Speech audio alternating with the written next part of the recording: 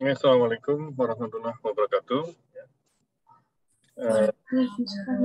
Waalaikumsalam warahmatullahi wabarakatuh. Pagi Pak. Pagi, selamat siang menjelang selamat siang menjelang selamat pagi menjelang siang kebalik-balik. Alhamdulillah kita bisa ketemu lagi ya di apa? Ini pertemuan keberapa nih? Pertemuan ke-14 ya, keuangan publik, public finance and public policy. Hari ini kita masuk ke chapter berapa? 20, 21 dan 22. Nah, untuk 20, 21 dan 22 nggak perlu kalau nggak banyak-banyak ya. Jadi kita bicara tentang tax inefficiency, kemudian optimal taxation, kemudian tax on labor supply pengaruhnya apa, kemudian tax on saving pengaruhnya apa ya. Jadi nanti akan dijelaskan lebih detail oleh yang presentasi ya. Jadi intinya tax inefficiency berarti kalau ada tax berarti ekonomi menjadi tidak efisien ya. Dalam artian bahwa dalam kondisi normal di mana tidak ada eksternalitas, maka kalau ada pajak, maka kuantitas akan berkurang kan. Jadi kalau kemarin kita sudah belajar tuh di pertemuan sebelumnya, dengan adanya pajak, maka kuantitas equilibrium sebelumnya itu bergeser ya ke kiri ya. Jadi dari Q1 ke Q2 itu kuantitasnya berkurang, berarti kan tidak efisien kan. Kemudian harganya juga meningkat. Contohnya ya, yang kemarin itu dikenakan pajak 0,5 dari tadi harganya 1,5 dikenakan pajak 0,5 maka harganya menjadi naik. Nah, itu kenaikan itu tentunya tergantung dari tax incident-nya ya. Beban pajak. Jadi kalau statutory tax-nya itu kan siapa yang membayar pajak ya. Jadi who pay taxes different with who bear taxes ya. Siapa yang membayar pajak itu tentunya berbeda dengan siapa yang menanggung beban pajak. Nah, itu dari tax efficiency. Nah, dari tax efficiency itu indikatornya adalah DWL ya, dead weight loss ya. Dead weight loss itu segitiga. Kalau yang di kurva normalnya bentuknya segitiga ya. Dead weight loss itu. Nah, dead weight loss ini ada rumusnya ya di bukunya Kruger itu. Itu tergantung dari ini kuadratik dari tax rate-nya. Jadi artinya semakin besar tax rate, maka kalau dikuadratkan berarti loss-nya makin besar kan. Nah, dead weight loss itu juga tergantung dari tingkat elastisitasnya ya, elastisitas penawaran dan permintaan. Nah, misalkan untuk yang barang yang inelastik itu tentunya dead weight loss-nya lebih kecil ya dibandingkan yang elastis ya. Sehingga tarif pajak untuk barang yang inelastis itu bisa lebih besar ya. Itu. Kemudian juga dead weight loss tergantung dengan sebelumnya itu ya, di barang sebelumnya itu ada ini nggak ada eksternalitas positif atau negatif. Nah, kalau dia di barang tersebut sudah ada eksternalitas positif, biasanya kuantitas yang dihasilkan lebih kecil daripada kuantitas yang di mana ada pertemuan antara social marginal cost dengan social marginal benefit kan. Nah, kalau dikenakan pajak untuk yang positif eksternalitas, maka DWL-nya akan semakin besar. Sementara itu untuk yang sudah ada negatif eksternalitas, maka kalau dikenakan pajak, maka justru malah mendekati yang tingkat di mana kuantitasnya itu sama antara perpotongan antara social marginal cost dengan social marginal benefit. Begitu juga dengan di mana tidak adanya ada monopoli ya, cenderung lebih mengarah ke DWL-nya justru malah lebih besar gitu. Itu terkait dengan dead weight loss. Kemudian atau tax inefficiency. Nah, untuk optimal tax itu cara penentuannya kita menggunakan Ramsey rule ya. Itu ada rumusnya ya, di mana marginal dead weight loss dibagi dengan marginal revenue.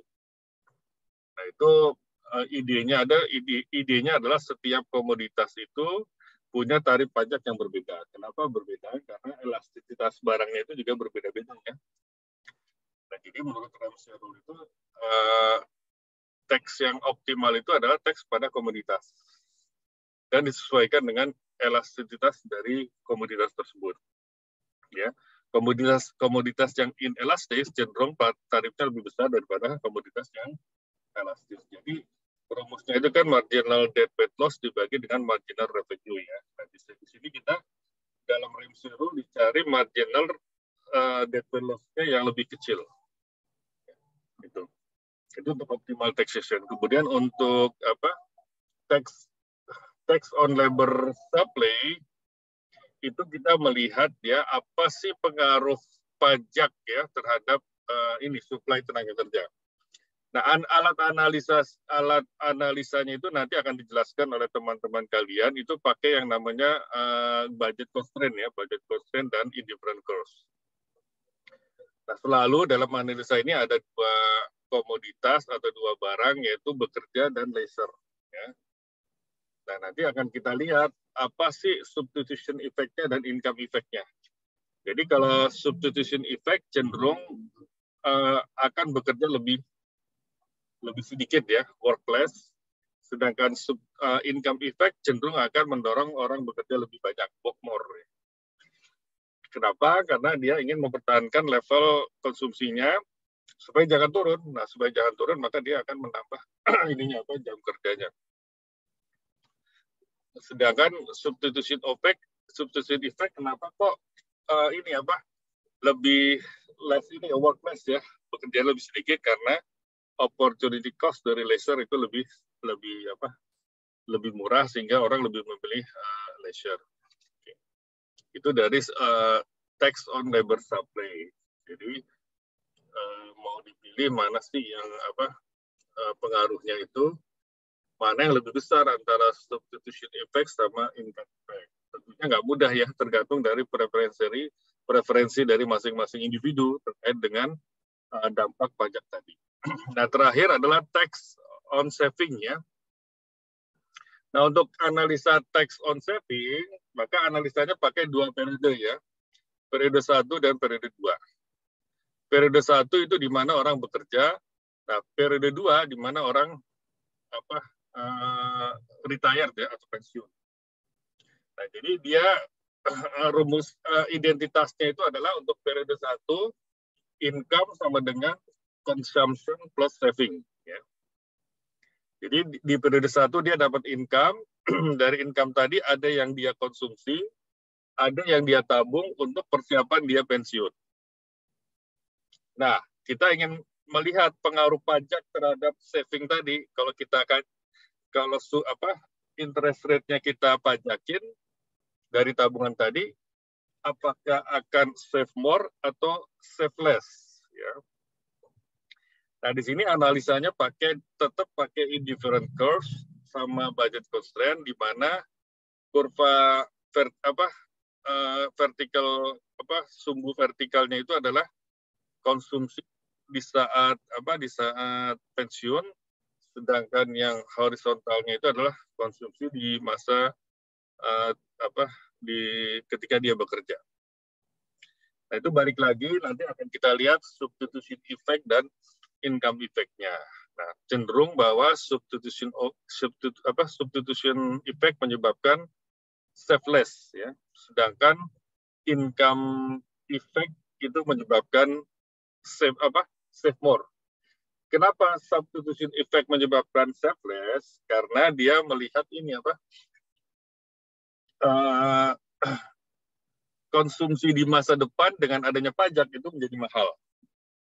Makanya dia ya udahlah, ngapain kita konsumsi di masa depan, konsumsi di saat sekarang aja.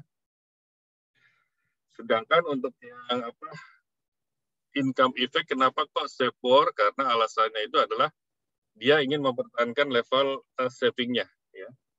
Jangan sampai tingkat savingnya ketika dia pensiun itu malah turun karena pajak. Maka supaya jangan turun karena faktor pajak, maka dia akan menaikkan tabungannya.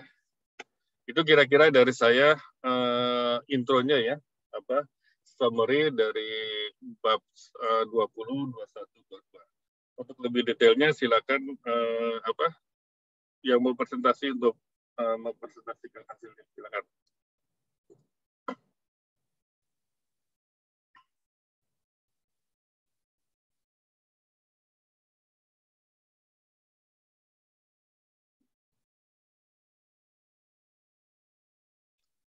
Ya, Assalamualaikum warahmatullahi wabarakatuh. Eh, Jalan-jalan ke Gria Sugi, perginya bersama Bu Iin. Selamat pagi, semangat udah mau ujian offline. Selanjutnya, kelompok kami akan membahas tentang masalah perpajakan. Kelompok kami beranggotakan, next slide, Li. Yang pertama itu Lestari, nomor absen 16. Selanjutnya ada Lili Puspitasari, nomor absen 17. Selanjutnya ada Muhammad Faris Cahyo Ramadan, nomor absen 18. Lalu ada Muhammad Fajar, absen 19. Lalu ada Priska Faradila Rahma, nomor absen 20. Selanjutnya dari Astama, nomor absen 21. Yang terakhir ada Roy Surofi Arisna, nomor absen 22. Selanjutnya akan dijelaskan oleh teman kita Lestari. Bismillahirrahmanirrahim. Baik, sebab pertama yang akan kita bahas adalah pajak dan inefisiensi. Next, Li. Seperti yang telah disampaikan Bapak Rudi tadi, bahwa pajak itu dapat memunculkan inefisiensi. Atau inefisiensi itu dapat kita katakan juga sebagai deadweight loss. Artinya apa? Yaitu menyebabkan potensi hasil ekonomi menjadi turun akibat adanya pajak. Nah, pertanyaannya adalah pajak ini menyebabkan inefisiensi. Namun kenapa pajak tetap diberlakukan? Jawabannya adalah kembali lagi pada tujuan dan fungsi pajak, yaitu untuk redistribusi pendapatan atau pemerataan penghasilan dengan mempertimbangkan antara efisiensi dan keadilan, di mana kedua hal ini tidak dapat dicapai secara bersamaan. Mereka antara efisiensi dan keadilan terdapat trade-off, di mana jika salah satu ingin dicapai, maka kita harus mengorbankan sisi yang lain. Nah, seperti pada kurva 20.1 ini, kita dapat melihat adanya surplus konsumen dan produsen menjadi surplus total. Nah, surplus total ini akan berkurang apabila adanya pajak, karena ada satu komponen yang lari ke pemerintah dalam bentuk pajak itu. Yang pertama, kurva supply-nya berada pada S1. Karena pajak itu dibebankan kepada produsen, sehingga kurva S atau kurva supply-nya bergeser ke S2. Atau harganya itu naik, namun kuantitas yang diproduksi oleh produsen justru akan turun, sehingga menyebabkan adanya inefisiensi atau DWL sebesar segitiga ABC.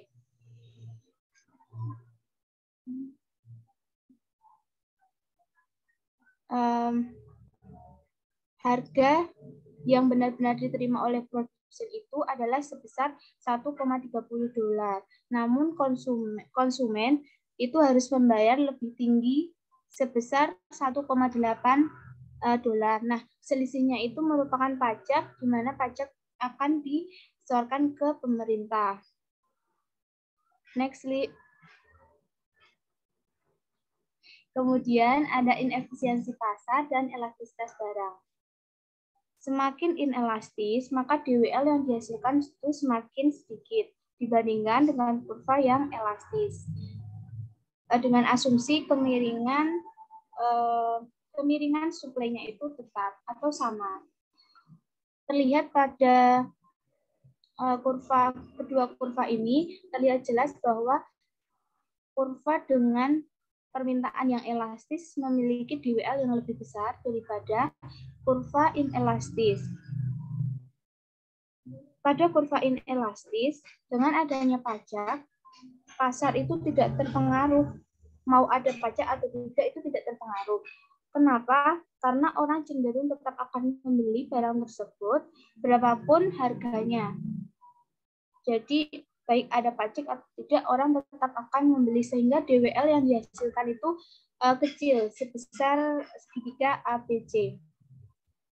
Kemudian bandingkan dengan permintaan yang elastis, di mana orang-orang itu sangat sensitif dengan harga. orang cenderung akan beralih ke barang lain jika barang tersebut dikenai pajak karena harganya itu naik. Mereka itu cenderung sensitif dengan kenaikan harga. Mereka akan lari ke barang pengganti atau tidak membelinya sama sekali. Kita dapat mencontohkan pada kasus yang sederhana seperti misalnya beli daging sapi itu sekarang dipajakin. Nah, orang akan beralih ke daging ayam atau ke barang substitusi lainnya. Artinya potensi dari jual beli daging sapi itu akan hilang sehingga menyebabkan adanya inefisiensi pada pasar daging. Inilah mengapa kerugian akan lebih tinggi jika barangnya itu elastis. Adanya pajak ini, orang cenderung tidak beli. Mereka bisa menahan diri untuk tidak makan daging sapi atau mereka dapat beralih ke barang pengganti atau barang substitusi dari daging sapi tersebut. Kemudian next, sebab ketiga yaitu inefisiensi dan tambahan pajak. Awalnya pajak itu, misal ini pada kasus pajak dibebankan oleh produsen. Awalnya kurva supply-nya ada di S1. Nah, pemerintah mengenakan pajak sebesar 0,10 sehingga kurva S bergeser ke S2 yang menyebabkan adanya DWL sebesar segitiga ABC. Dan kuantitas akan turun ke Q2, di mana harga justru akan naik ke P2. Namun, dalam hal ini pajak justru oleh pemerintah ditambah lagi sebesar 0,10. Sehingga apa? Hal ini akan menyebabkan kurva supply-nya justru akan bergeser naik lagi. Yang berakibat adanya tambahan DWL sebesar bangun DBCE ini. Ini merupakan tambahan DWL yang disebabkan oleh adanya tambahan pajak. Harga barang akan semakin naik, namun kuantitas yang diproduksi oleh produsen justru akan semakin berkurang. Next, Li. Kemudian, sebelumnya, Li. Nah, kemudian sebab berikutnya adalah inefisiensi dan kegagalan pasar. Adanya kegagalan pasar sebelumnya akan memperburuk keadaan. Misalnya, keadaan pasar sebelumnya itu udah kacau atau sudah terjadi kegagalan pasar. Namun justru pemerintah malah mengenakan pajak. Hal ini justru akan memperburuk suasana atau akan memperbesar inefisiensi di dalam pasar. Bukan justru akan memperbaikinya.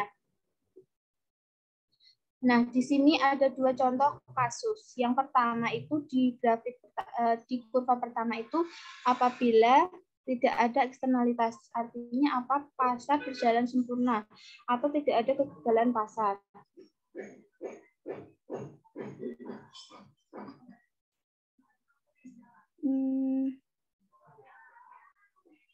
Jika tidak ada eksternalitas, maka akan timbul DWL sebesar ABC. Bandingkan apabila ada ketika keadaan terjadi positif eksternalitas pada produsen. Adanya positif eksternalitas ini seharusnya didukung dengan pemberian subsidi oleh pemerintah. Supaya apa? Supaya produsen itu dapat memproduksi barang lebih banyak lagi. Sebagai bentuk dorongan pemerintah terhadap produsen agar memproduksi lebih banyak. Namun, dalam hal ini justru pemerintah mengambil kebijakan dengan pengenaan pajak.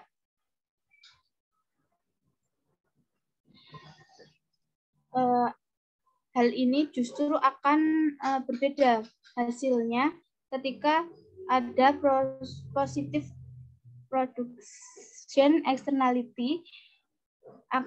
Jika dikenai pajak justru akan menggeser kurva supply ke S2, yang mana diharapkan itu S1 itu akan ke SMC, namun justru malah naik ke S2. Hal ini akan menimbulkan DWL yang lebih besar. Karena apa? Karena adanya positif eksternalitas ini harusnya didorong oleh pemerintah dengan pemberian subsidi, bukan malah dikenai pajak. Berbeda dengan adanya eksternalitas negatif, dengan pengenaan pajak merupakan salah satu keputusan yang tepat jika itu eksternalitas negatif. Untuk mengatasi adanya eksternalitas negatif ini, misalnya agar apa, produsen tidak sembarangan memanfaatkan lingkungan yang dapat berakibat pada kerusakan lingkungan.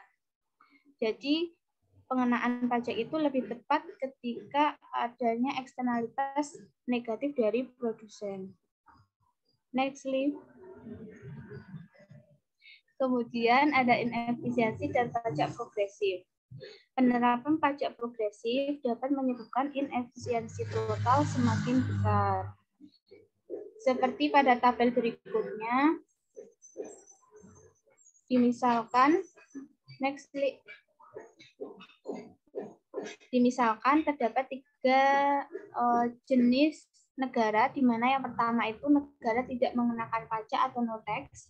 Yang kedua, negara itu menetapkan pajak proporsional, yang mana artinya besaran pajak untuk setiap rakyatnya itu sama. Kalau di sini sebesar 20%, sama-sama 20%. Kemudian yang negara ketiga itu menerapkan pajak progresif, atau yang berpenghasilan besar dikenai pajak yang lebih besar daripada yang berpenghasilan lebih rendah. Kalau di sini itu yang berpenghasilan rendah dikenai 0%, kalau yang berpenghasilan tinggi dikenai 60%. Ini adalah menurut di Google. Kalau di Indonesia itu ada tarif progresifnya itu yang 0 sampai 60 juta 5%, 60 juta sampai 250 juta itu 15% dan sekian, dan sampai di atas 500 juta itu 35%. Nah,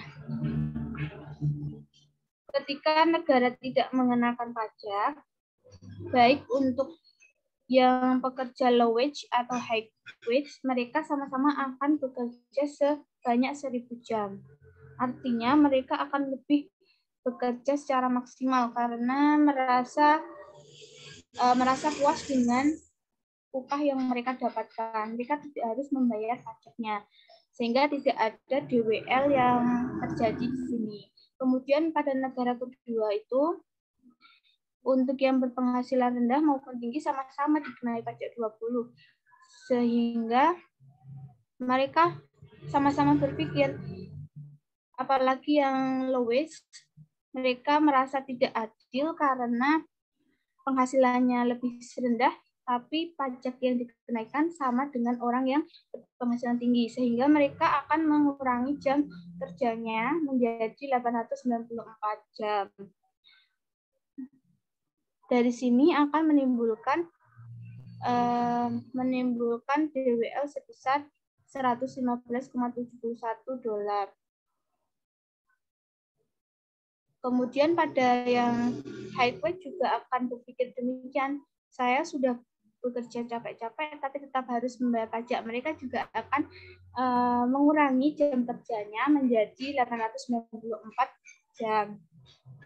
Sehingga akan menghasilkan DWL antara kedua pekerja ini sebesar $347,13.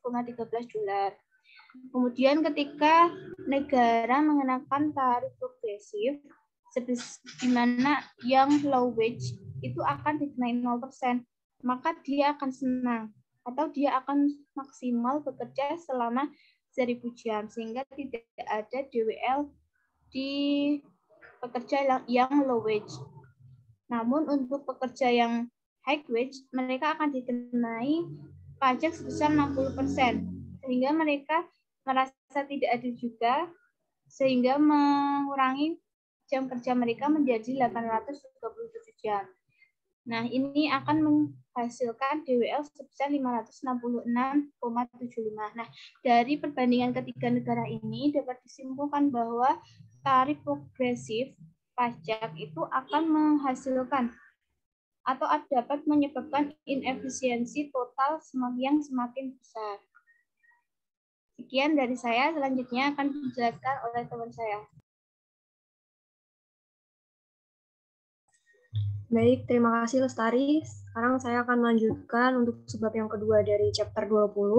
Ini adalah pajak optimal untuk komoditas.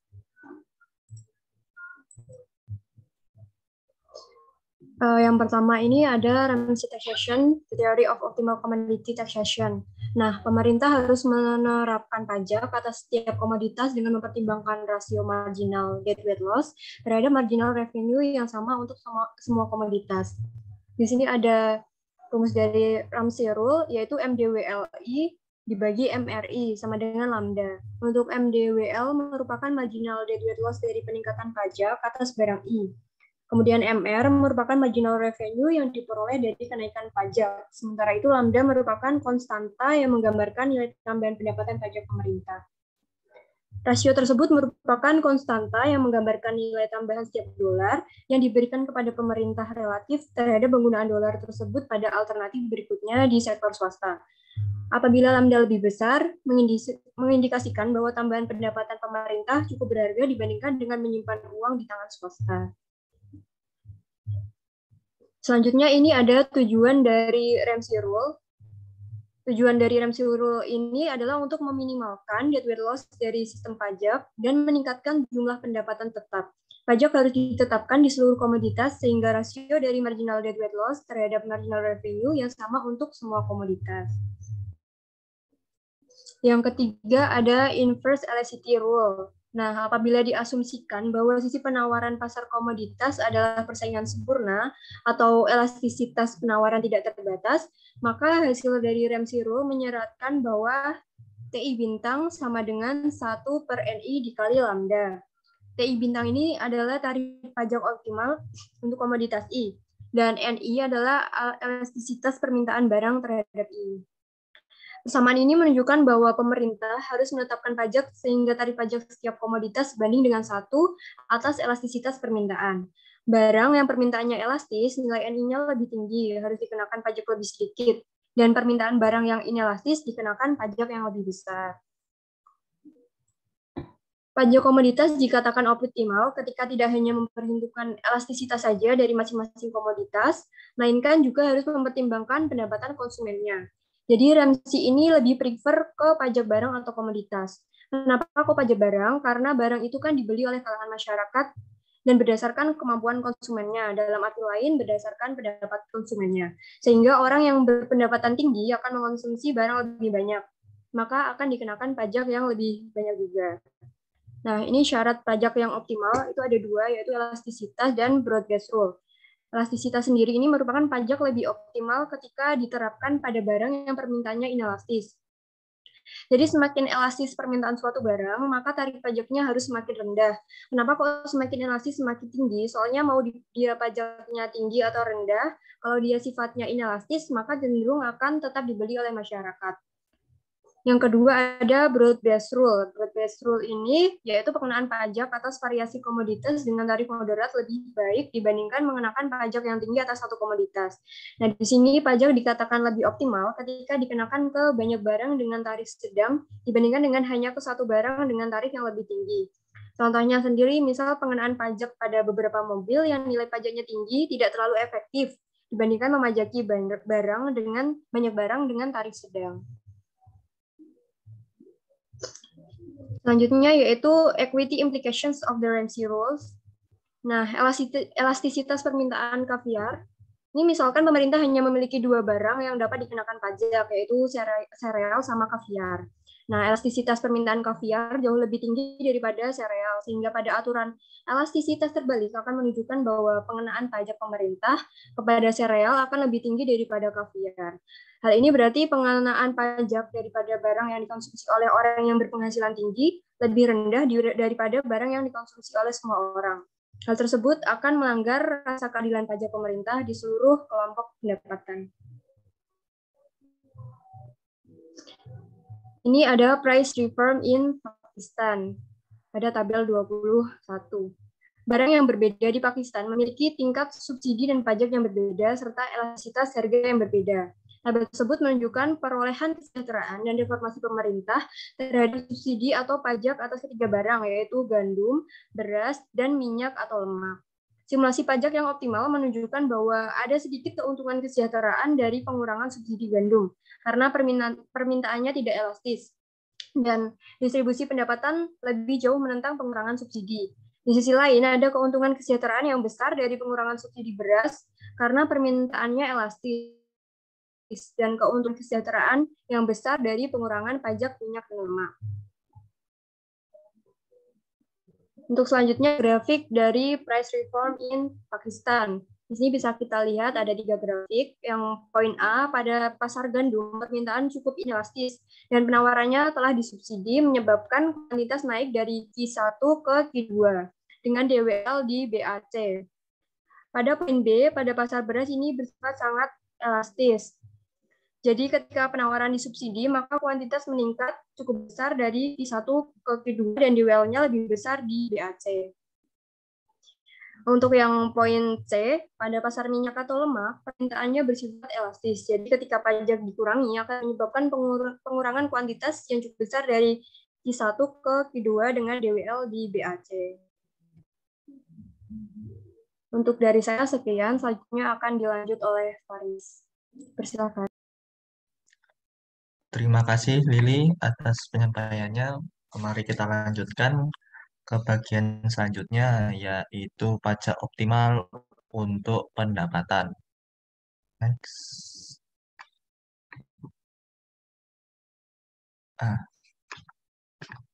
Yang pertama ini optimal income taxation atau pajak optimal untuk pendapatan. Tadi kan Lili sudah memaparkan terkait optimal commodity taxation ya, atau pajak optimal untuk komoditas. Ya, ini sama-sama mirip lah. Bedanya ini untuk pendapatan yang mana setiap orang dapat penghasilan dari pekerjaannya. Atau singkatnya, pajak optimal untuk pendapatan yaitu menentukan pilihan pengenaan tarif pajak pada berbagai kelompok pendapatan untuk memaksimalkan kesejahteraan. Nah, fungsi kesejahteraan sosial ini menjadi dasar atas trade-off yang terjadi antara keadilan dan efisiensi pada saat menentukan tarif pajak, yaitu trade-off antara efisiensi cost dengan benefit redistribution. Jadi, dasar atas trade-off tadi itu bisa menggunakan fungsi kesejahteraan sosial. Next. Nah, selanjutnya ada nih dari optimal income taxation ini kan ada 2 ilustrasi ya, katakanlah ya. Yang ilustrasi pertama aku terkait model umum tanpa efek perilaku, yaitu asumsinya bisa digambarkan seperti setiap orang dalam masyarakat memiliki fungsi utilitas atau tingkat kepuasan yang sama. Fungsi utilitas ini seperti setiap orang pada setiap penghasilannya mempunyai fungsi utilitas yang sama, yaitu U1 sama dengan U2 sama dengan U3 sama dengan UN sampai selanjutnya. Selanjutnya adanya diminishing marginal utility. Nah, selanjutnya ada jumlah total pendapatan di masyarakat tetap tidak terpengaruh pada konsumsi penghasilan masyarakat. Jadi, masyarakat mempunyai fungsi utilitarian social welfare sehingga masing-masing individu diberikan bobot yang sama dalam menentukan kesejahteraan sosial dengan fungsinya yaitu USW sama dengan U1 tambah U2 tambah U3 tambah U selanjutnya. Nah, dari asumsi yang digambarkan ilustrasi 1, maka sistem perpajakan bisa dikatakan optimal jika mampu membuat setiap orang memiliki pendapatan yang sama. uh, orang yang pendapatannya lebih tinggi dari pendapatan rata-rata akan dipajaki lebih tinggi, sehingga pendapatannya sama dengan pendapatan rata-rata. Pajak itu kemudian bisa digunakan untuk mensubsidi orang-orang yang pendapatannya di bawah rata-rata, sampai orang-orang tersebut mempunyai pendapatan yang sama dengan pendapatan rata-rata. Next, Li. Nah, dari tadi kan ada ilustrasi satu yang tanpa efek perilaku. Kalau ilustrasi dua ini model umum dengan efek perilaku yang berlaku pada masyarakat umum sekarang nyatanya ya. Jadi bisa digambarkan pada asumsi berikut. Pertama, pemerintah perlu memperhatikan dampak pengenaan pajak terhadap perilaku masyarakat. Misalnya ya, pajak atas pendapatan akan berefek pada tingkah laku pekerja atau pada jam kerja. Jadi maksudnya itu seperti pada tingkat pajak tinggi menyebabkan pajak penghasilan jatuh akibat pekerja menjadi malas bekerja. Juga tidak ada yang mau bekerja di bawah tingkat pajak 100%. Nah, bisa dilihat perbandingannya. Jadi penentuan tarif pajak bisa mengubah perilaku masyarakat. Berdasarkan asumsi tersebut, maka sistem perpajakan dikatakan optimal jika mampu mengatur tarif pajak penghasilan untuk seluruh kelompok. Jadi untuk penentuan pajak penghasilan, tarif pajak penghasilan dari seluruh kelompok bisa menggunakan rumus berikut, yaitu MUI dibagi MRI sama dengan lambda. Marginal utility I dibagi marginal revenue I sama dengan lambda. Marginal utility itu tingkat kepuasan setiap orang, dan marginal revenue itu tingkat pendapatan setiap orang yang dapat. Lambda ini adalah konstanta nilai pendapatan pajak pemerintah yang menandakan bertambahnya pendapatan pajak pemerintah. Dari rumus itu bisa berlaku pada grafik selanjutnya. Ini bisa dilihat ada grafik optimal income taxation. Grafik melengkung di atas merupakan garis fungsi utilitas. Marginal utility ya, dipengaruhi marginal utility. Untuk lambda adalah sama. Tadi saya jelasin, untuk lambda adalah nilai pendapatan pajak pemerintah. Jadi karena nilai pendapatan pajak pemerintah ditetapkan pemerintah, jadi sehingga sama untuk berlaku setiap individu. Sehingga dilihat dari grafiknya pada bunga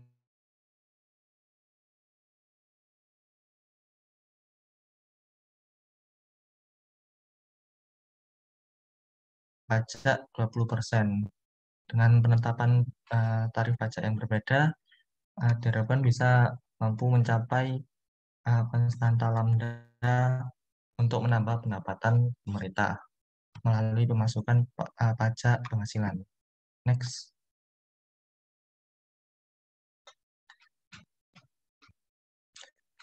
Next di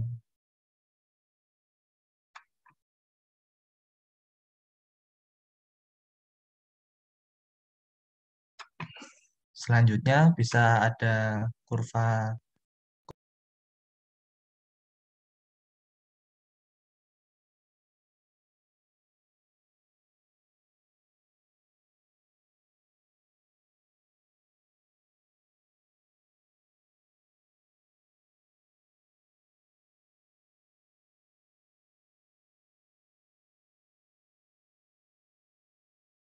halo, oh ya, masuk.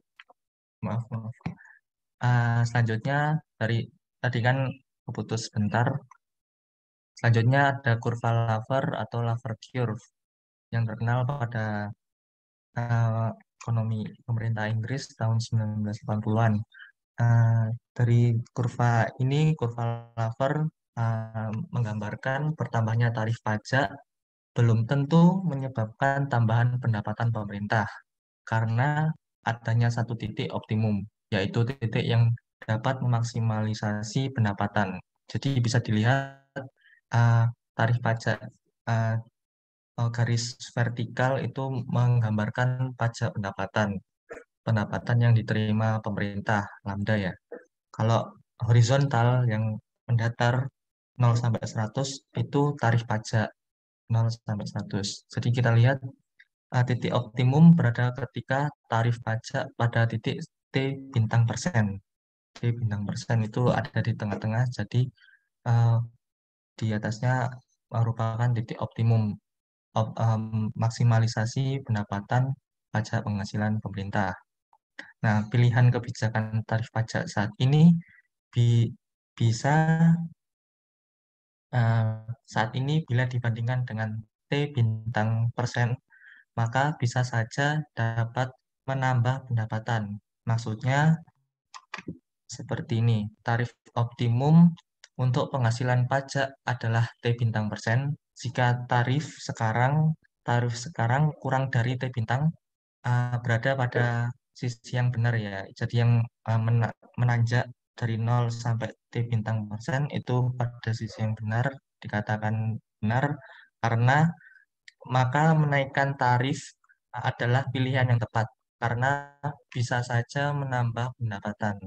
Nah, sebaliknya, pada tarif pajak T bintang persen sampai 100% itu bisa dikatakan pada sisi yang salah. Ya.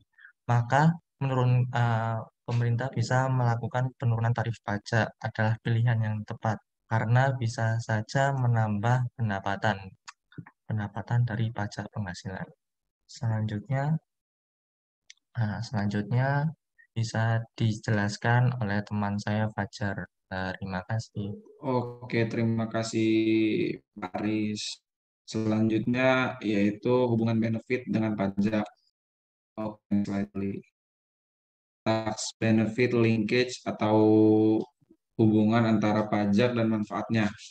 Nah, manfaat pajak ini sebenarnya tidak bisa dirasakan langsung ya oleh kita.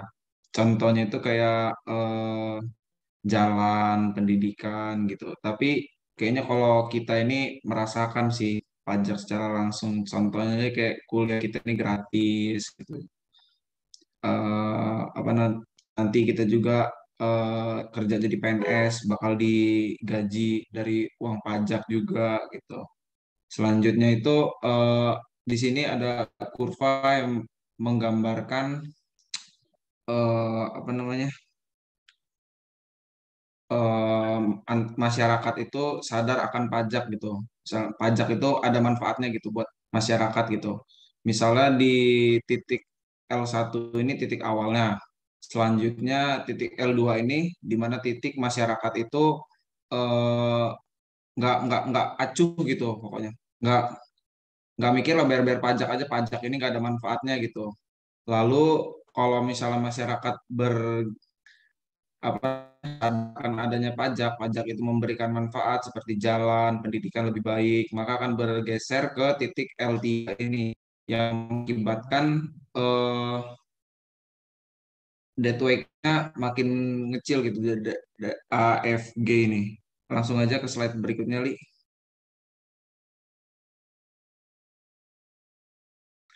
Nah, ini effect of tax only. Jadi di sini nih grafik menggambarkan kurva permintaan dan penawaran tenaga kerja. Grafik A ini menunjukkan efek yang hanya disebabkan oleh pajak saja. Jadi mereka itu bayar pajak aja yang kata saya tadi tidak memikirkan manfaatnya. Jadi debt weight loss-nya di sini adalah ABC. Masyarakatnya bayar-bayar aja pajak, tapi dia nggak ngerti pajak itu buat apa. Jadi pajak itu pikir mereka tuh kayak cuman menguras harta mereka gitu tanpa adanya memberi manfaat. Nah, sedangkan di kurva B ini efek of tax plus benefit. Jadi di sini masyarakatnya itu udah apa namanya? Udah sadar gitu akan pentingnya pajak gitu. Karena buat pendidikan jadi lebih giat bekerja untuk membayar pajak. Keren banget. Jadi kurva apa namanya deadweight loss-nya itu berubah gitu dari ABC jadi AFG, lebih kecil gitu deadweight loss-nya karena masyarakatnya lebih sadar. Selanjutnya, Li. Nah, ini perfect linkage element of deadweight loss. Di sini tuh jika tax benefit sempurna, jadi menghilangkan deadweight loss. Misalnya timbul kesadaran di kalangan pekerja sehingga mereka sangat giat bekerja. Hal ini menggeser kurva penawaran jauh ke kanan sebesar sehingga mampu menghilangkan deadweight loss. Jadi di sini masyarakatnya benar-benar bekerja gitu dengan rajin agar bisa membayar pajak gitu walaupun upah mereka itu terkuras gitu di pajak tapi mereka itu merasakan dampaknya gitu. Misalnya mereka sakit gitu, BPJS-nya mereka itu nggak mengeluarkan biaya sama sekali kalau mereka sakit karena mereka itu sakit itu biayanya ditanggung oleh pajak itu jadi tidak perlu mengeluarkan apa-apa gitu, fasilitas kesehatan bagus, pendidikan oke, gitu, jalan juga mulus gitu. Pokoknya fasilitas umumnya jadi bagus gitu. Jadi mereka tidak masalah gitu upah sedikit itu. Ini contoh misalnya kalau masyarakatnya sadar akan pentingnya pajak 100% gitu. Oke, selanjutnya.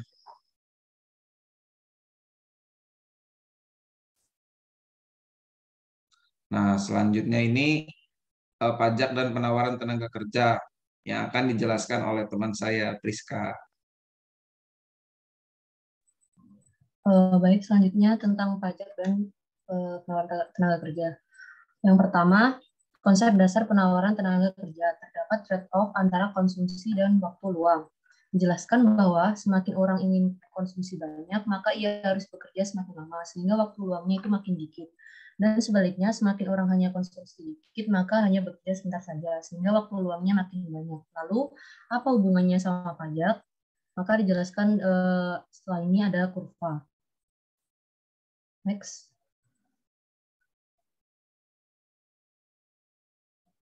Ini kurva menjelaskan hubungan antara konsumsi sama waktu luang. Lalu apa pengaruh pajaknya? Yakni menurunkan konsumsi dan berujung mengurangi jam kerja dan menambah waktu luang. Lalu kurva tersebut menjelaskan bahwa terdapat kurva indifferent curve dan budget constraint yang satu, BC1. Kurva BC1 adalah batas anggaran sebelum dikenakan pajak yang mana individu bisa mengkonsumsi hanya $13.750 dan mempunyai waktu luang 900 jam. Lalu di sini dijelaskan di kurva bahwa memiliki preferensi yang sama di titik A, maka memiliki waktu luang yang sama sebesar 900 jam. Sehingga ini menyebabkan terjadi perubahan di konsumsi saja. Kemudian dikenakan pajak atas pendapatan sehingga kurva bergeser dari BC1 ke BC2. Dapat dilihat di kurvanya tanpa mengubah posisi tingkat kepuasan atau kurva indifferent. Maka dikarenakan preferensi sama di titik A, waktu luang tetap 900 jam. Soalnya waktu luangnya kan sama, 900 jam sebelum kena pajak sama setelah kena pajak itu 900 jam. Maka alhasil dia itu cuma menurunkan tingkat konsumsi saja. Selisih antara C1 sama C2 itu masuk ke pemerintah yang berbentuk pajak. Next. Dampak pajak terhadap tenaga kerja. Nah, di sini ada 2 poin. Yang pertama efek substitusi dan yang kedua efek pendapatan. Seperti yang dijelaskan oleh Pak Rudi tadi, karena ada pajak maka konsumsi menjadi relatif mahal terhadap waktu luang sehingga orang akan memilih waktu luang lebih banyak ketimbang konsumsi atau orang mengurangi jam kerja. Maksudnya di sini jadi orang-orang itu memilih untuk nggak kerja gitu, memilih waktu luangnya lebih banyak karena mereka memilih untuk nggak kerja daripada mengkonsumsi tapi harus dipajakin. Lalu yang kedua terkait efek pendapatan. Karena ada pajak, orang jadi merasa lebih miskin, sehingga akan mengurangi waktu luangnya untuk mendapatkan mendapatkan pendapatan tambahan atau orang menambah jam kerjanya. Jadi maksudnya karena konsumsi berkurang, adanya pajak, orang itu akan cenderung menambah jam kerjanya agar konsumsinya itu sama atau mendekati jumlahnya dengan sebelum kena pajak. Maka untuk mencapai tujuan tersebut, mereka berjuang untuk menambah pendapatan, yakni dengan giat bekerja. Perbedaan keduanya terletak pada persepsi masing-masing mengenai kepuasan atau kurva indifferent. Next. Nah, ini ada kurva terkait efek substitusi dan efek pendapatan. Yang pertama, dapat dilihat bahwa terjadi pergeseran kurva indifferent dari titik A ke titik B. Nah, ini karena ada penambahan waktu luang dari 900 menjadi 1.200. Nah, seperti yang dijelaskan bahwa efek substitusi tadi, untuk orang yang substitusi kurva indifferent geser karena dia akan menambah waktu luang, karena bagi mereka waktu luang itu lebih mahal daripada konsumsi tersebut. Yang kedua, terkait efek pendapatan.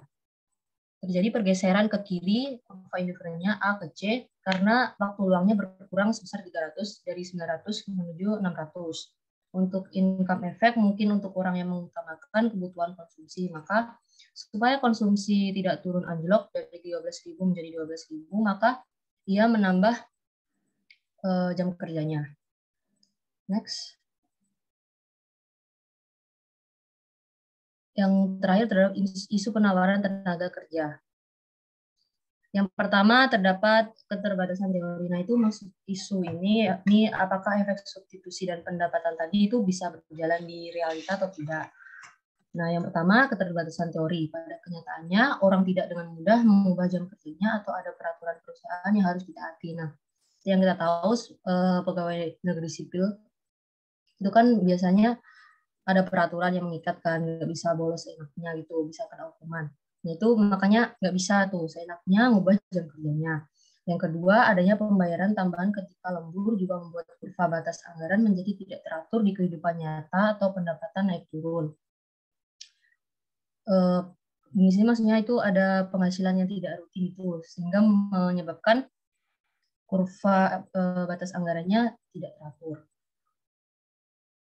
Next.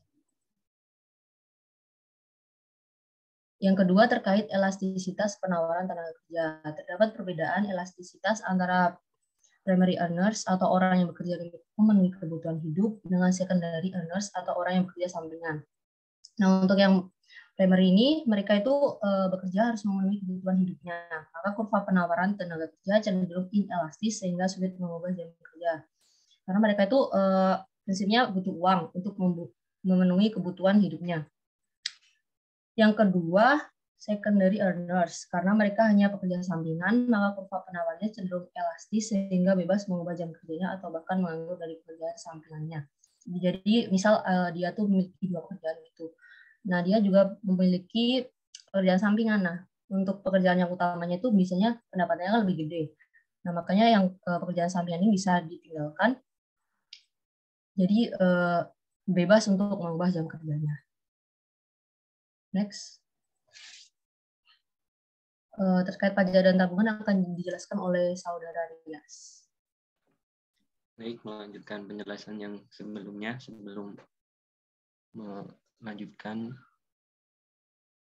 penjelasan pada tradisional teori bahwa dijelaskan tabungan merupakan selisih antara pendapatan seseorang dengan konsumsinya saat ini.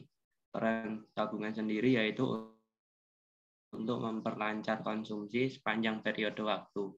Tanpa tabungan, mungkin individu akan dipaksa mengkonsumsi lebih sedikit di periode ketika pendapatannya lebih rendah atau ketika mereka tidak bekerja. Sehingga adanya tabungan tersebut menyebabkan terdapat capital income taxation atau pajak yang dikenakan atas hasil dari tabungan. Next.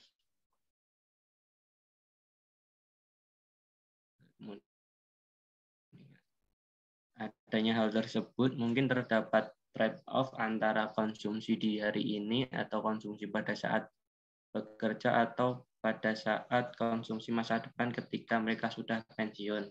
Terdapat pula intertemporal choice model di mana merupakan pilihan antar waktu yang menjelaskan bahwa pilihan tentang berapa banyak yang harus ditabung sebenarnya, atau pilihan tentang bagaimana mengalokasikan konsumsi seseorang atau individu dari waktu ke waktu, misalnya dari periode ketika masih bekerja dan periode mereka ketika pensiun.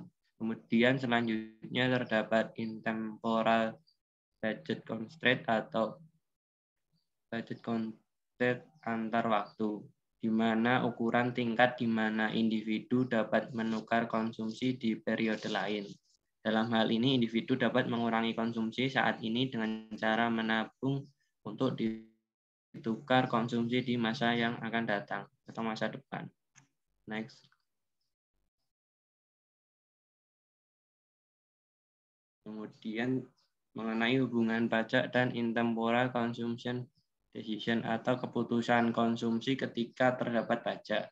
Di sini menjelaskan bahwa pada sumbu Y merupakan konsumsi ketika masa bekerja, sementara pada sumbu X konsumsi ketika bekerja, sementara pada sumbu Y konsumsi ketika sudah pensiun. Di sini pada awal sebelum terjadinya pajak, batasan anggaran yang dikeluarkan terletak pada garis biru atau pada titik A. Sementara ketika batasan tersebut turun pada titik B, sehingga mengakibatkan konsumsi mereka lebih sedikit untuk digunakan sebagai tabungan di masa yang akan datang. Next, please. Kemudian atas hal tersebut, pada akhirnya pajak akan memberikan dampak terhadap tabungan.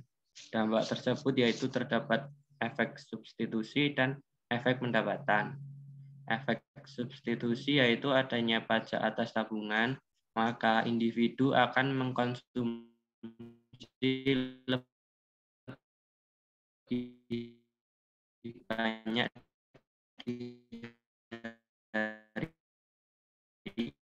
adanya pajak, maka individu akan merasa sehingga individu akan konsumsi lebih banyak di masa depan untuk digunakan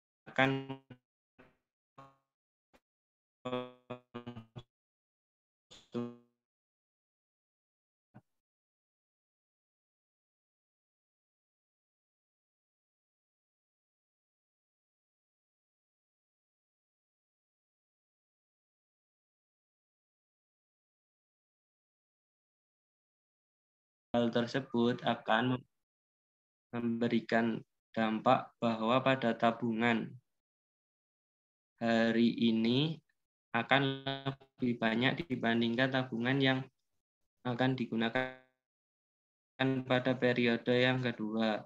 Kemudian pada efek pendapatan, adanya pajak mengakibatkan individu akan lebih prefer untuk mengurangi konsumsi mereka, di mana pada awalnya titik A kemudian berubah pada titik C atau pada C1 berkurang menjadi ke C3, sehingga akan memberikan dampak bahwa tabungan yang lebih banyak pada masa S3 atau masa periode pensiun dibandingkan pada saat bekerja.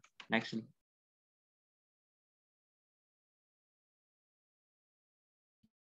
Kemudian mengenai bukti akan mempengaruhi tabungan. Pada teori yang dijelaskan di buku, buktinya ambigu, yaitu dalam mempelajari hubungan antara suku bunga setelah pajak dan tabungan adalah masalah yang sulit, karena dalam pengukuran suku bunga yang relevan itu sulit dilakukan. Kemudian yang kedua, bunga pada semua jenis tabungan biasanya berubah dari waktu ke waktu dengan cara yang sama untuk semua individu, sehingga sulit untuk menemukan kelompok perlakuan dan kontrol yang tepat untuk mempelajari bagaimana tabungan merespon perubahan suku bunga. Next. Dan hubungan mengenai inflasi dan pajak. Pada rumusnya bahwa real interest rate, yaitu sama dengan 1 plus nominal rate atau I dibagi 1 plus inflasi rate atau theta dikurangi 1. Nominal interest rate sendiri merupakan tingkat bunga yang diperoleh dari investasi atas tabungan. Sementara real interest rate merupakan tingkat bunga nominal dikurangi tingkat inflasi. Sehingga pada akhirnya inflasi akan meningkatkan nominal tetapi bukan tingkat bunga real. Dalam hal ini pajak yang dikenakan pada bunga suku nominal. Maka akan berdampak jika semakin tinggi inflasi, maka bunga nominal atau pajak yang dikenakan atas bunga nominal maka semakin tinggi. Next, please. Berikut merupakan gambaran mengenai pajak dan inflasi. Pada baris pertama, itu tidak ada inflasi, kemudian yang baris kedua inflasi, kemudian yang ketiga yaitu dengan suku bunga yang konstan.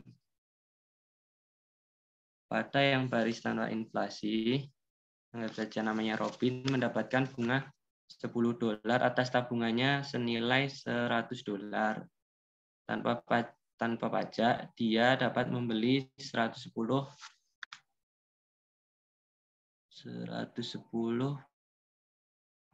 kantong kita dengan pajak bunga sebesar 50% di baris kedua.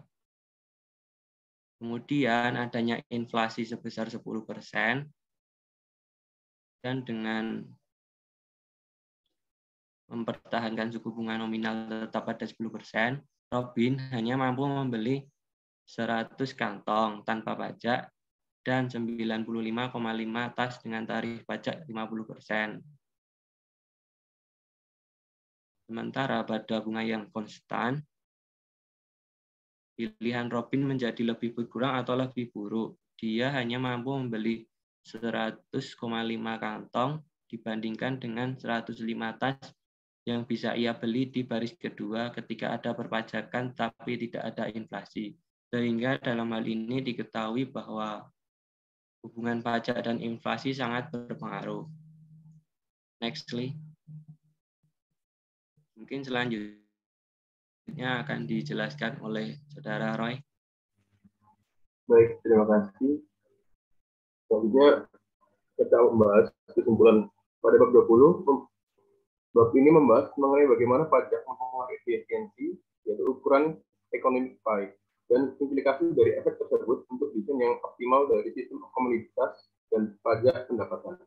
Meskipun analisis ini bisa rumit, pemahaman efisiensi pajak benar-benar harus mengikat dua prinsip utama, yaitu yang pertama, semakin elastis penawaran atau permintaan barang, maka semakin besar deduction dari pajak. Next.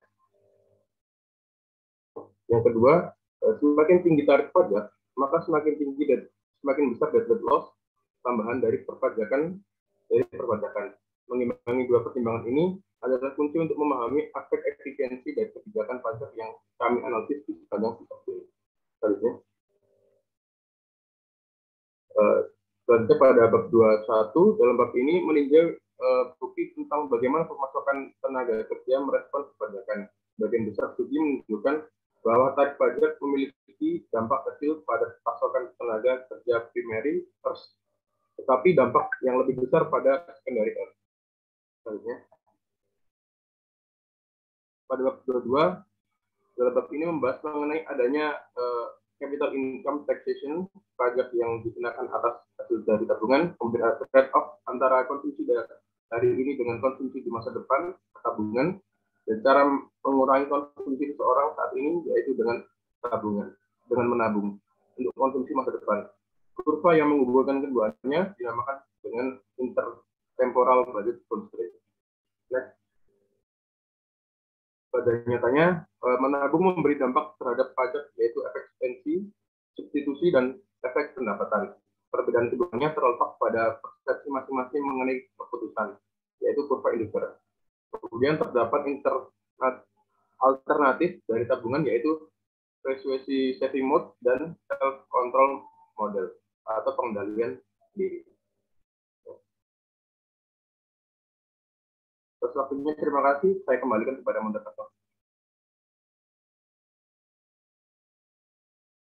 Ya, terima kasih Bang Roy Citayam. Selanjutnya, apakah dari teman-teman ada yang ingin bertanya?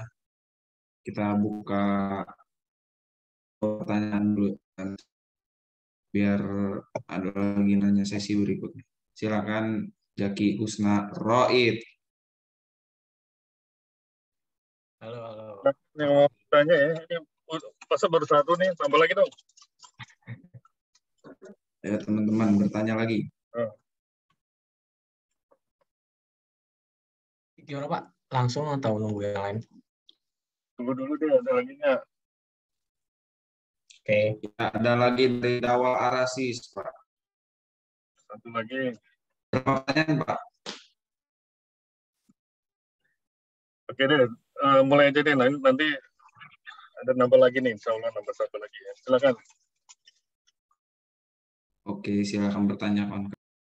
Oke, makasih atas waktunya kelompok berapa nih? Kelompok 5 dan Pak Rudi, mohon izin bertanya terkait perpajakan. Tadi yang dijelaskan oleh kelompok 5 itu udah jelas dan cukup komprehensif. Yang ingin saya tanyakan adalah satu aja sih, terkait implementasinya di Indonesia. Itu kan sekarang pajaknya udah 4 lapis ya, tax bundle-nya itu jadi 35%. Nah, tadi dijelasin kalau semakin tingginya tarif pajak itu malah membuat itu semakin inefisien. Terus juga tadi ada di sempat di state juga sama Faris kalau ada yang namanya titik maksimal itu ya, apa tadi yang T bintang itu, Riz. Nah itu, terus pertanyaannya adalah apakah dengan 4 tarif di Indonesia ini itu udah titik maksimal?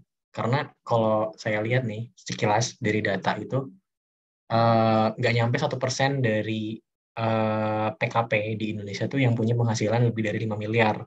Itu justru akan efisienkah atau masih inefisien, atau masih bisa ditambah lagi jadi 5%, 5%, sorry, jadi 5 lapis.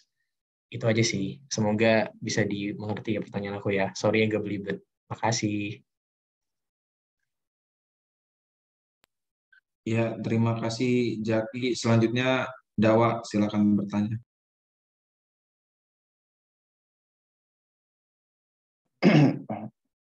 Baik, terima kasih atas kesempatannya. Pertanyaan saya ini sih simpel. Jadi terkait slide yang grafik tentang DWL dari akan sadarnya pajak, yang ingin saya tanyakan tuh apa sih alasan dari besar kecilnya deadweight loss terhadap akan sadarnya masyarakat terhadap manfaat pajak, maksudnya jika mereka tetap membayar pajak gitu. Jadi nggak ada bedanya gitu antara masyarakat sadar nggak sadar tapi mereka tetap bayar pajak. Apa hubungannya terhadap besar kecilnya deadweight loss itu?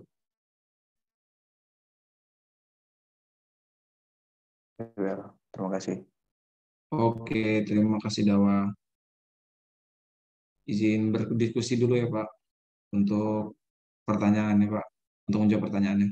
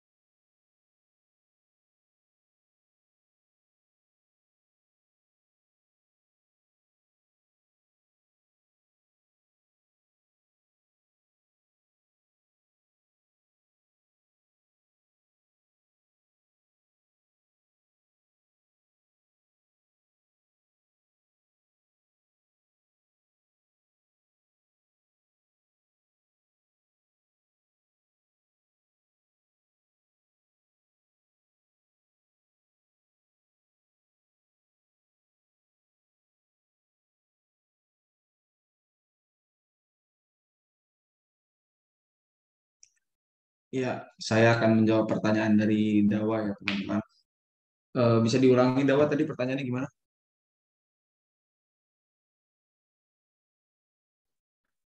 Jadi, nah, apa alasan dari besar kecilnya DWL terhadap akan sadarnya masyarakat, akan sadarnya masyarakat, akan sadarnya masyarakat manfaat terhadap pajak jika mereka itu tetap sama-sama membayar pajak. Lili bisa balik ke slide saya tadi.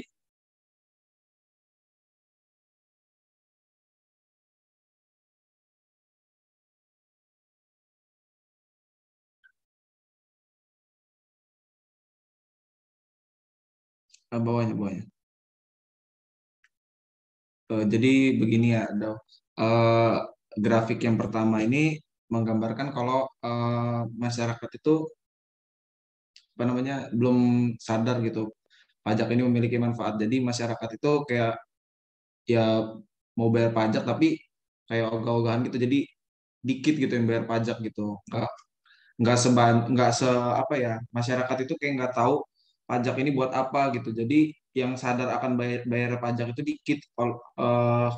Kalaupun dikit juga itu masyarakat itu terpaksa gitu.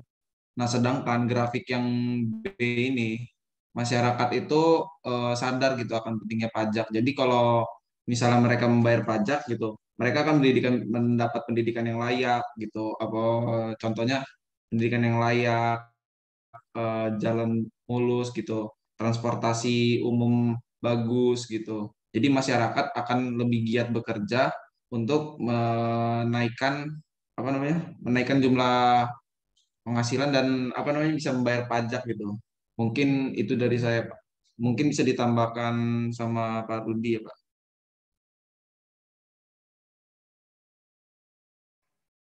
Jadi pertanyaannya apa DWL dikaitkan dengan kepatuhan pajak, maksudnya gitu?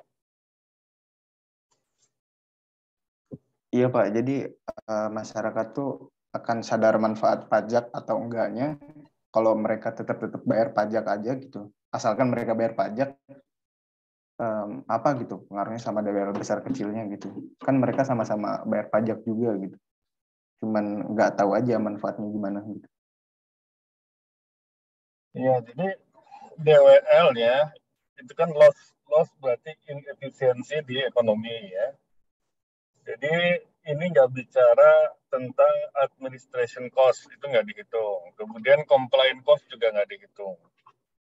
Nah, compliance cost itu kan ketaatan ya, kepatuhan wajib pajak kan.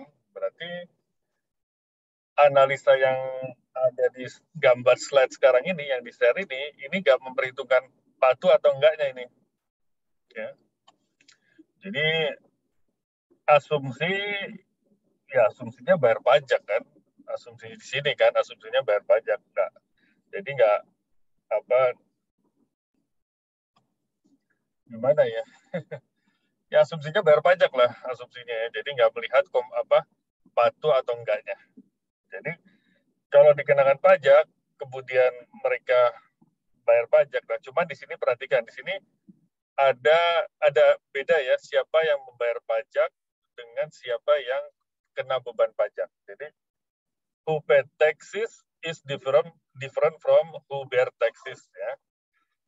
Jadi mungkin bisa saja yang harus bayar pajak itu adalah perusahaan, tapi perusahaan bisa menggeser beban pajaknya ke konsumen. Jadi di sini adalah lebih kepada tax incident-nya. Ya, jadi nggak melihat kepatuhan, apakah dia patuh atau enggak. Jadi walaupun patuh, walaupun nggak patuh, ini analisanya tetap bahwa tax itu menyebabkan inefisiensi dalam bentuk hilangnya surplus konsumen maupun surplus produsen. Nah, itu tercermin dari DWL-nya, dead weight loss-nya. Nah, itu bisa juga dilihat dari kuantitasnya kan. Kalau kuantitasnya turun, berarti kan nggak efisien. Terjadi loss ya, inefisiensi di ekonomi. Saya kira itu menurut saya. Jadi nggak melihat ini compliance cost-nya, administrative cost-nya nggak melihat. Jadi analisanya murni, asumsinya ya mereka bayar pajak. Kan ini negara ya, negara bisa bisa memaksa orang untuk bayar pajak, asumsinya gitu ya, analisa di grafik ini. Tapi jangan ditanya kalau nggak bayar pajak gimana, itu lain lagi. Analisanya, asumsinya ini untuk menyederhanakan, asumsikan mereka bayar pajak sehingga mereka bayar pajak, kemudian bayar pajak itu dibebankan ke produsen maupun ke konsumen, sehingga terjadi pergeseran ini ya, kurva ininya apa? Kurva ini apa nih? Kurva ini lagi ya. Oh, kalau ini tax benefit linkage. Kalau ini kan tax benefit linkage itu artinya apa? Bahwa dikenakan pajak, tapi uang pajaknya itu dikembalikan lagi ke masyarakat dalam bentuk benefit, ya. Itu. Ya. Sehingga kalau jelas hubungan antara pajak dengan benefit, maka DWL-nya bisa lebih kecil. Maksudnya begini kalau analisa yang ini ya. Ini apa nih? Ini yang dikenakan labor ya. Tenaga kerja, kemudian benefitnya apa nih sih benefitnya yang diberikan?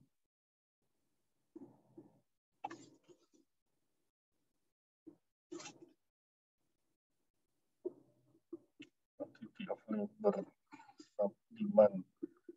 Supply-nya, oh berarti di supply-nya itu adalah pekerja ya. Demand-nya itu dari sisi perusahaan kan. Demand for labor, perusahaan membutuhkan tenaga kerja, nah supply-nya itu adalah dari tenaga kerja. Jadi tenaga kerja dikenakan benefit, dikenakan tax sehingga demand-nya turun ya.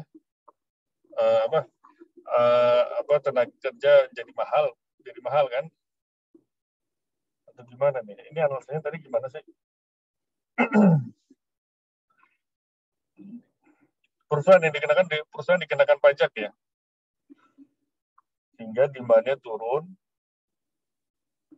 tetapi pajaknya itu dikembalikan ke karyawan ya, ke pekerjanya ya, sehingga supply-nya turun, sehingga akan DWL-nya menjadi lebih kecil ya dibandingkan dengan sebelumnya, di mana kalau sebelumnya kan di L2, ini naik lagi ke L3 ya, labor supply-nya ya. Itu mungkin dari saya itu ya, Dawa, tambahan. Pak, terima kasih Pak. Ya. Udah jelas Pak. Silakan dilanjut yang pertanyaan berikutnya sambil nunggu pertanyaan dari yang lain. Baik, saya izin menjawab pertanyaan dari Zaki. Untuk penerapan tarif pajak progresif di Indonesia itu, untuk efisiensi atau enggaknya itu saya kurang paham. Namun kalau dikaitkan dengan teori dari kurva Laffer bahwa jika titiknya itu berada di sebelah kiri, berarti itu belum optimal atau pemerintah harus menaikkan pajaknya. Nah, sesuai dengan kenyataan di Indonesia bahwa tarif pajak progresifnya kan ditambah, berarti bisa ditarik kesimpulan bahwa tarif pajak progresif sebelumnya itu belum optimal, sehingga perlahan-lahan pemerintah menaikkan tarif pajaknya agar diharapkan dapat mencapai ke titik optimal. Begitu. Mungkin ada tambahan dari teman saya. Mohon maaf jika salah atau kurang tepat. Nah, ya benar. Mau tambahin sedikit. Tadi kan itu dari sisi inefisiensi dari pajak progresif ya, yang sebenarnya lebih masuk pertanyaannya ke dalam sini. Nah, saya mau menambahkan sedikit dari bagian pajak optimal yang pajak optimal untuk pendapatan. Coba lihat slide-nya. Di slide berapa ya, lupa kok. Nah, pertanyaannya, aku mau mengulang sedikit. Pertanyaannya, itu kan kalau semakin tinggi pajak, makin efisien. Titik optimal pajak di Indonesia. Apakah di Indonesia sudah mencapai efisiensi atau belum? Nah, mungkin kalau melihat dari efisiensi, saya bukan melihat dari sisi efisiensinya, melainkan dari sisi optimal penerimaan pajak. Dari bisa dilihat dari kurva Laffer curve yang dimana semakin semakin tinggi tarif pajak yang ditetapkan pemerintah, mungkin tidak dapat menambah penambahan pajak pemerintah. Nah, karena kita lihat kalau di sini kan pajak di Indonesia kan pajak progresifnya ada 4 lapis. Nah, dengan total 35%. Menurut saya itu belum bisa dikatakan optimal karena masih berada tapi tetap berada di bagian sisi yang benar, correct side itu ya. Di sisi yang benar tapi belum mencapai ke titik optimal penerimaan pajak. Eh, Bisa dilihat dari eh, pendapatan negara tahun lalu, di mana pendapatan itu masih belum bisa diambil secara efektif dan efisien eh, eh, dikarenakan rendahnya penerimaan pajak. Nah, dari hal tersebut bisa menandakan bahwa tarif pajak yang ada pada saat ini di Indonesia belum bisa dikatakan optimal. Karena jika pemerintah mengubah atau menambah atau menaikkan tarif pajak, mungkin bisa berdampak pada perilaku sosial di Indonesia yang masih belum merata. Kebanyakan yang akan berdampak pada pekerja dan jumlah waktu kerja. Ah, Seperti itu. Mungkin apa bisa menjawab dari dua pendapat kami, Abang Zeki. Oke, makasih. Mungkin bisa ditambahkan dari Bapak Rudi. Terima kasih. Pertanyaannya apa ya? Tadi dengarnya tarif progresif, kemudian apa? Lapisan tarif ya. Iya, betul. Kayak dijelasin di kurva Laffer ini ada yang namanya itu Pak, titik optimum tuh. Dengan lapisan pajak progresif yang baru 4 di Indonesia itu apakah udah optimum kah?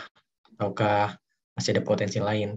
Soalnya di lapisan keempat sendiri itu udah jarang banget yang ada PKP yang punya penghasilan lebih dari 5 miliar per tahun gitu Pak. Jadi jatuhnya itu bakal efisien atau enggak itu Pak?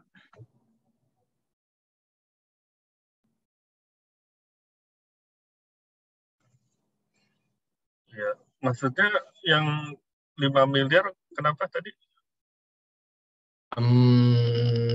Yang lebih dari yang di atas 35% kan, yang dikenakan tarif 35% kan yang punya penghasilan di atas 5 miliar. Sementara tuh kalau di Indonesia tuh kayaknya, saya sempat baca tuh nggak nyampe 1% Pak PKP di Indonesia tuh yang penghasilannya lebih dari 5 miliar. Terus itu tuh apakah udah mencapai titik optimumnya di angka 30% ataukah ntar masih ada potensi lagi dinaikkan mungkin jadi 40 atau mungkin ntar jadi 45 gitu Pak. Kan tentunya ini nggak serta-merta dinaikin kan. Pasti ada kajiannya terutama dari ya itu Pak, dari PKF gitu kan Pak. Ya, jadi kalau saya melihatnya kurva Laffer ini kan lebih ke ini kan. Ini sebetulnya kita nggak bakal tahu nih T bintangnya ini di mana nih, kita nggak bakal tahu nih. Kalau nggak melakukan kajian yang detail mendalam itu kita nggak tahu. Jadi yang tadi yang lima lapis itu kan yang paling besar itu kan tadi berapa 35% ya. Ya, jadi memang selalu ya dalam hukum ekonomi itu kan 20-80 ya. 20% katakanlah 20% populasi itu menguasai 80% ekonomi kan. Berarti yang 80%-nya hanya menguasai 20% kue ekonomi kan. Nah, makanya walaupun jumlahnya sedikit, yang tadi kamu bilang itu kan, yang lapisan yang paling atas jumlahnya sedikit, tapi mereka menguasai ini kan, mungkin menguasai lebih dari 80% kue ekonomi itu mereka. Tapi kalau kita bicara kurva Laffer, itu memang single tarif ya, single tarif. Jadi katakanlah PPH badan ya, PPH badan itu kan sekarang berapa? 22% kan. Jadi kalau dulu kan di atas, saya lupa 25 ya dulu ya. 25% itu kan kalau kita membandingkan dengan negara lain, tarif corporate tax itu kan lebih rendah daripada 25% kan, misalkan dibandingkan dengan Singapura. Sehingga kita berpikir kita seolah-olah berada di wrong side itu kan, sisi yang salah itu kan, yang kanan itu kan. Sehingga tax ratio kita selalu lebih rendah daripada 10%. Nah, oleh karena itu dengan benchmarking ke negara lain, kita melihat oh ini berarti bisa diturunkan nih. Karena kita melihat beberapa negara itu menurunkan tarif PPH badannya. Sehingga diturunkan di 22%, sehingga diharapkan akan lebih tax revenue-nya akan lebih tinggi kan, sesuai dengan yang ada di gambar kurva Laffer. Walaupun ini kurva ini adalah kurva coret-coretan aja ya. Jadi Arthur Laffer itu ekonom Amerika. Nah, ketika ditanya oleh wartawan tentang pajak ini, dia bikin kurva ini di kertas tisu ya. Hanya bikin di kertas tisu, kemudian jadi terkenal ini kurva Laffer ini. Jadi memang untuk menentukan ini nggak sederhana gambarnya ya. Jadi itu tadi kita melihat di negara lain pada menurunkan tarif PPH badannya. Nah, kenapa Indonesia juga enggak? Diharapkan bisa mencapai yang apa T bintang itu, yang 22% itu ya. Walaupun tentunya masih tanda tanya ya untuk mencapai optimal itu agak kita nggak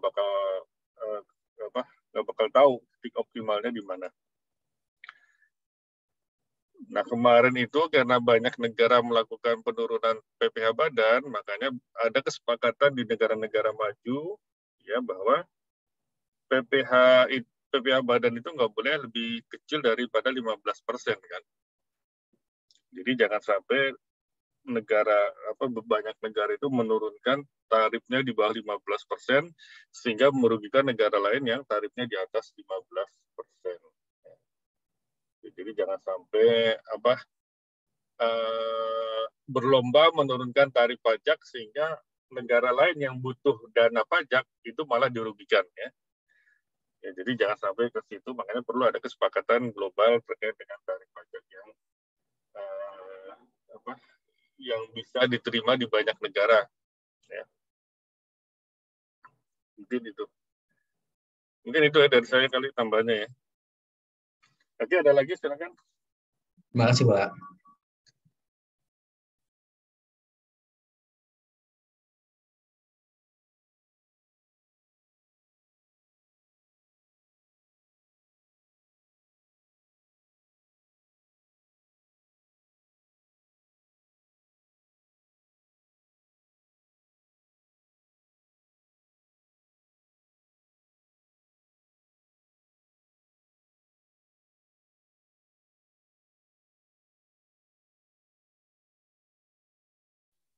Baik teman-teman, apakah ada yang ingin bertanya lagi?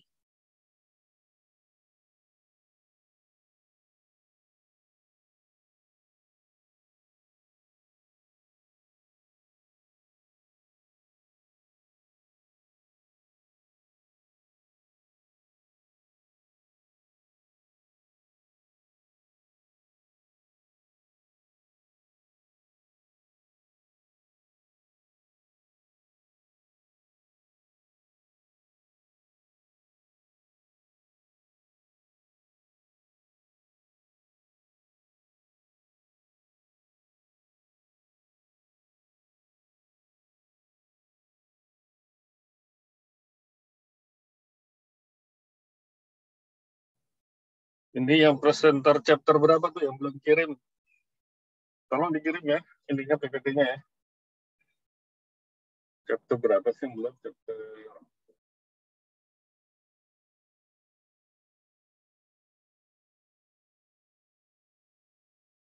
Baik Pak, dari chapter 20, 21, dan 22 itu Pak, tentang perpajakan dan isu-isu terkait perpajakan Pak, sesuai dengan Google.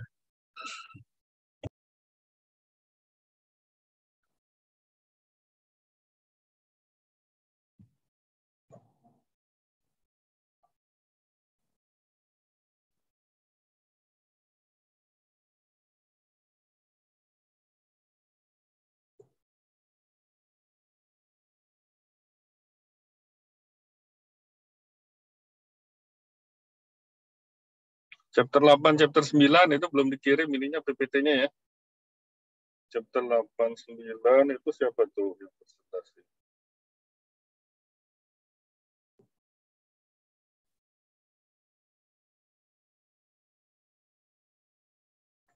Chapter 8 itu absen 19 sampai 22.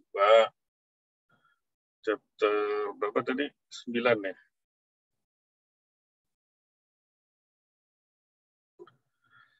Ya, chapter 9 itu absen berapa? 23 sampai 26. Ya. Tolong dikirim ya untuk kelengkapan ini apa? Untuk penilaian aktivitas.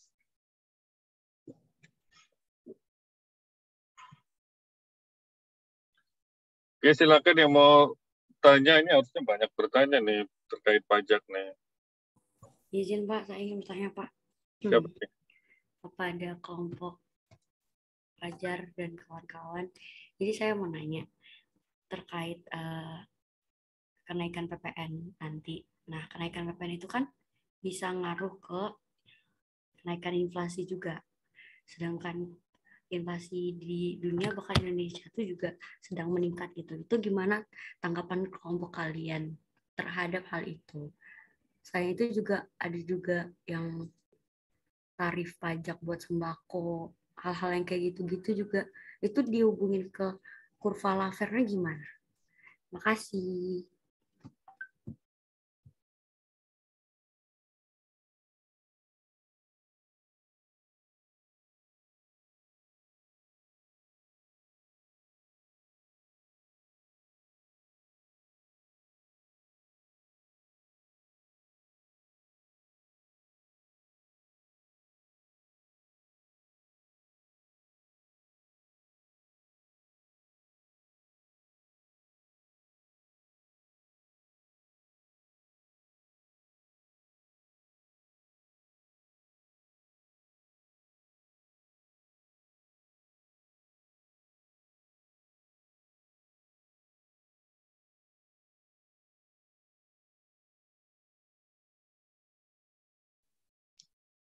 Ya, terima kasih BP pertanyaannya. Mohon izin diskusi dulu ya.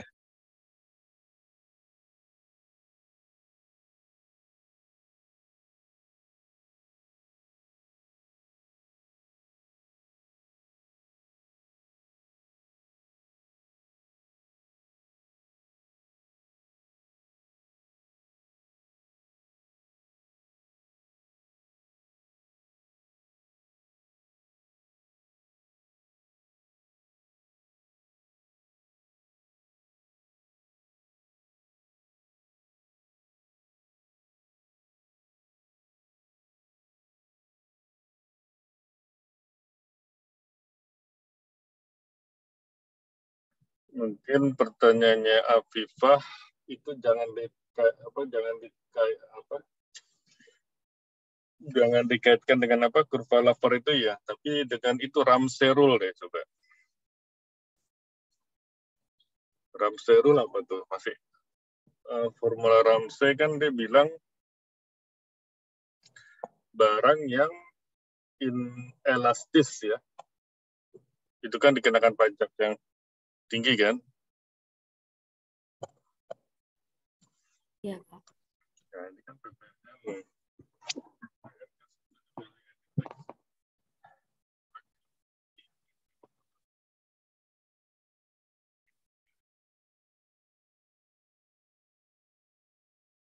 Januari.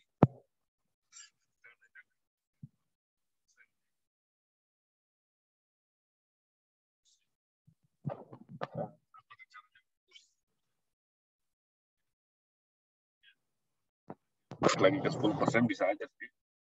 Kan nanti ini. Tapi rencananya di undang-undang itu 1 Januari dapat naik 12%.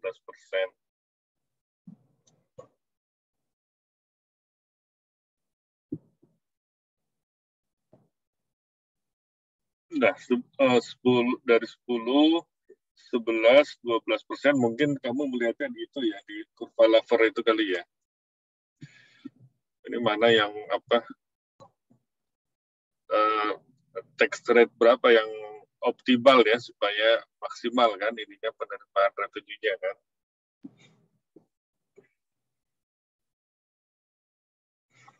Ya terus terang ya di tengah penurunan tarif PPh badan ini kan otomatis ada kemudian pemerintah banyak ngasih insentif, tentunya banyak tax revenue forgone ya, pendapatan pajak yang hilang. Nah, ini harus dikompensasi kan, di mana APBN itu banyak yang butuh pendanaan ya untuk belanja ya. Makanya harus dikompensasi. Salah satu kompensasinya adalah melalui PPN kan, atau pajak konsumsi ya. Pajak konsumsi tentunya banyak yang beberapa pengamat ya, pengamat ekonomi bilang ini adalah cara mudah menaikkan pajak kan, lewat pajak konsumsi. Jadi setiap kita konsumsi otomatis langsung bayar pajak kan, beli odol bayar pajak, beli cukuran ya, beli alat cukur ya, cukur misalnya buat cukur jenggot, cukur kumis ya, itu pasti bayar PPN. Beli minum makanan yang di Maret itu juga kena PPN kan, otomatis semuanya ya, hampir semuanya kena PPN. Artinya ya memang cara mudah itu mendapatkan penerimaan pajak ya. Ya memang sisi dampaknya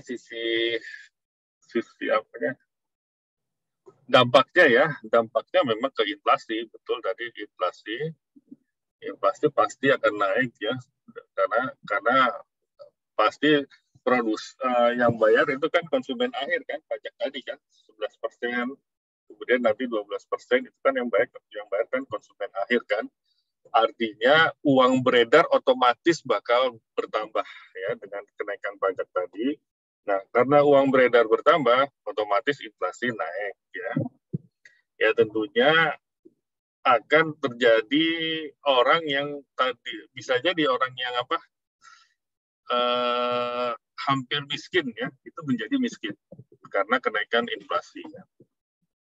Nah, makanya dalam komunikasi pemerintah terkait dengan kenaikan PPN ini, jadi walaupun ada potensi kenaikan inflasi, nah pemerintah tetap memberikan yang namanya bantuan kepada masyarakat terdampak.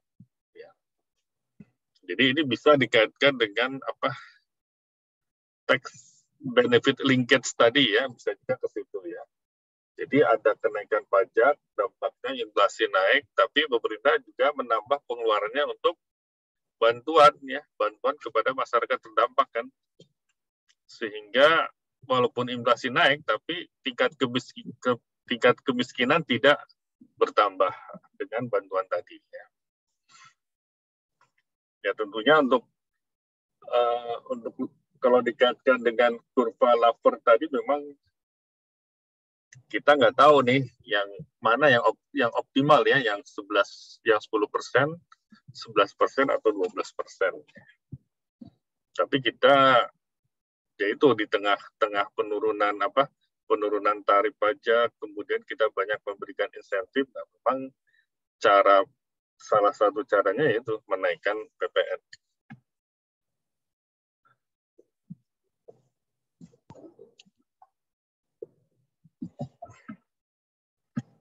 Ya, tapi ingat ya, Ramsey Rule juga, kalau Ramsey Rule itu kan bilangnya barang yang inelastis kan dipajakin gede kan, tapi nggak teori tersebut nggak harus diterapkan secara mati ya, tapi kita harus juga melihat ya barang-barang apa saja yang dikonsumsi oleh masyarakat yang penghasilannya rendah ya.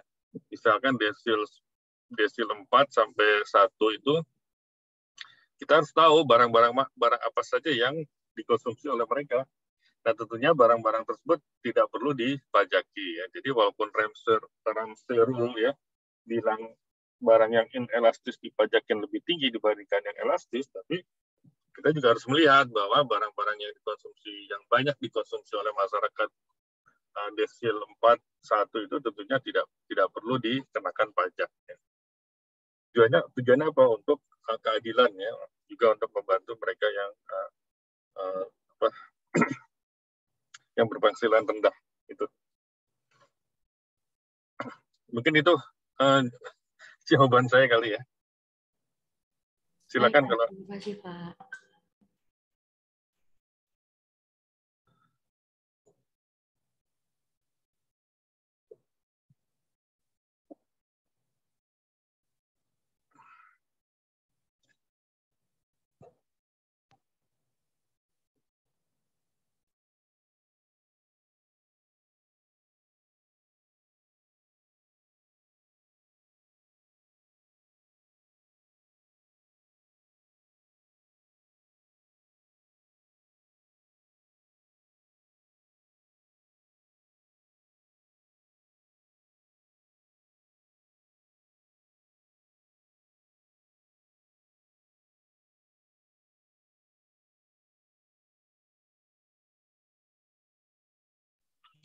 Baik teman-teman, apakah ada yang ingin bertanya lagi?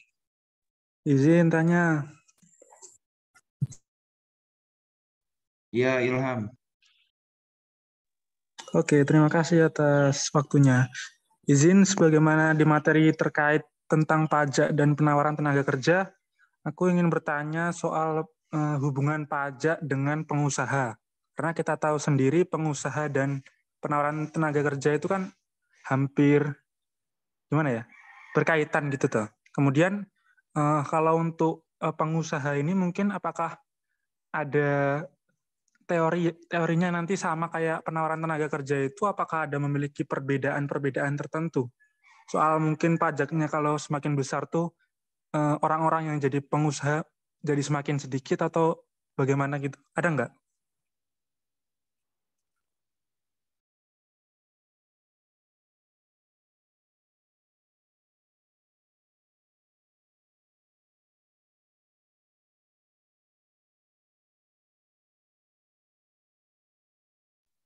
Baik Ilham, ditampung dulu ya pertanyaan kamu sambil berdiskusi kelompok kami. Terima kasih pertanyaannya Ilham.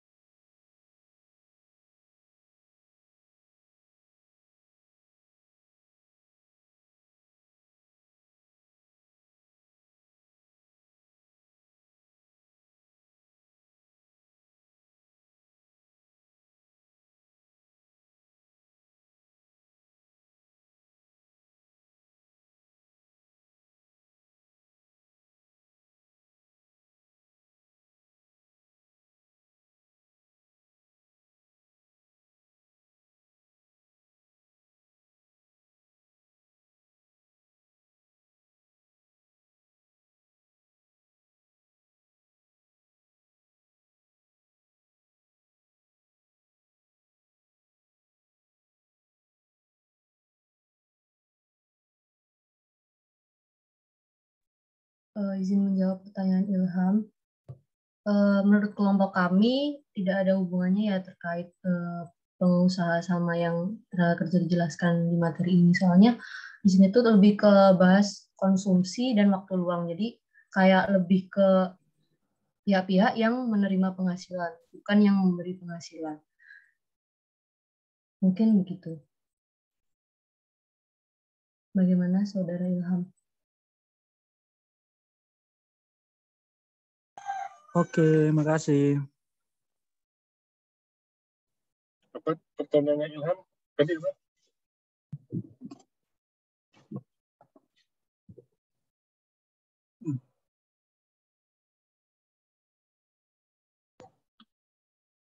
Pertanyaannya apa sih? Enggak ini. Enggak.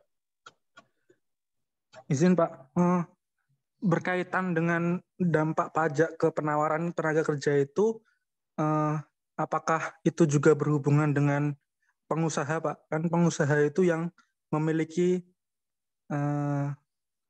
kuasa penuh atas penawaran kerja itu loh Pak. Mungkin apakah dari pihak mereka tuh ada hal yang berbeda dari hal tersebut atau mungkin teorinya sama kayak gitu.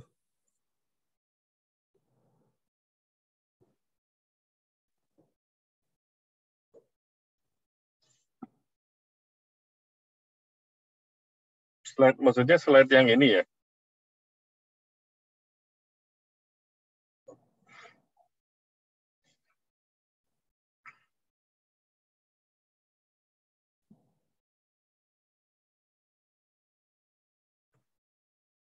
Karena maksudnya slide yang ini atau yang mana ya?